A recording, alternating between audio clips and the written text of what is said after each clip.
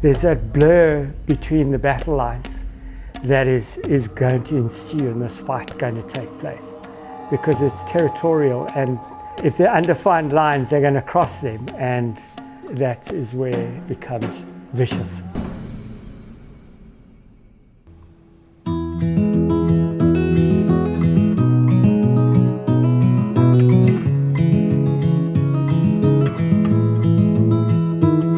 Yeah, this has definitely been one of the most career challenging pieces I've taken on.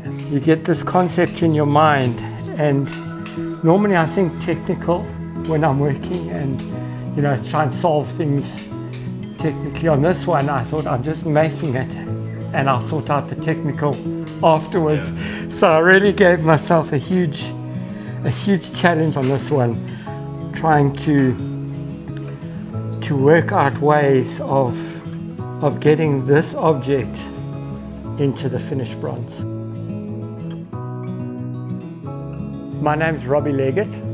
I'm a full-time sculptor. It's been my life's passion, and I've been fortunate to follow that passion throughout my life. So the vicious circle was inspired by this rather vicious looking thing, a spinning circular blade, and these teeth make you think of teeth and claws from the vicious circle. So that was my starting point. When I was actually at Lion Sands, seeing lion, hyena on close quarters almost daily was just the most incredible reference to have, to just get the soul of these animals. And they have an intense hatred for each other, both competing for the same food source, both being really dangerous, vicious animals. When they take on each other, it's a real vicious circle. So that's the inspiration of the piece. If you look down into the sculpture, you see all these teeth and claws. So there's just opportunity to just express, and just quite unusual for me. I do normal, quite conservative bronzes, which I've thoroughly enjoyed. But being at Lion Sands, it was just a space, put you in a different headspace, and it was just an opportunity to just explore one's creativity. So the mold then was by far the most complicated mold I've ever taken in my career.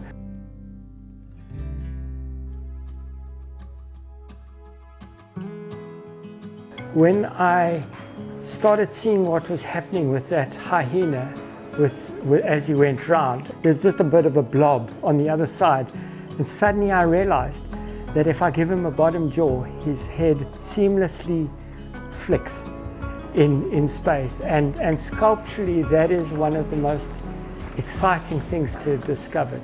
And then I also went on to the double-headed lion.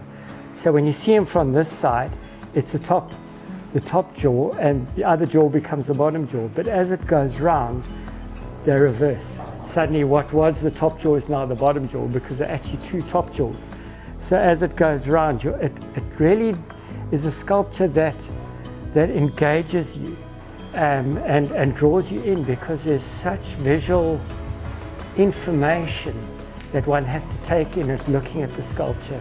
It really does captivate you, as it has me, to try and portray this blur of movement of this incredible fight that is taking place.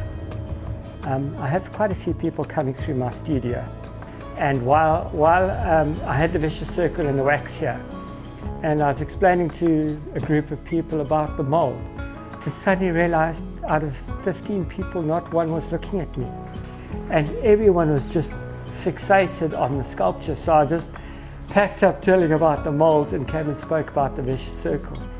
And as I began to spin it and told them about how that hyena's head moves, there were literally gasps of revelation as people saw what was happening. And that has never happened before in my studio, where people have been so distracted by one of my sculptures that everything else became unimportant. They were so focused on it. That was a great discovery for me as well in this sculpture. I think to push oneself, I think in this latter part of my career now, it's very exciting to start pushing one's boundaries technically and also visually. And for me, this piece has been both of those really rolled up into one very complicated but very exciting sculpture. I am thrilled for you, Robbie. I think it's one of the most exciting, innovative pieces I've ever seen. And Alfred Lord Tennyson talked about red in tooth and claw, and this is exactly what we've got here.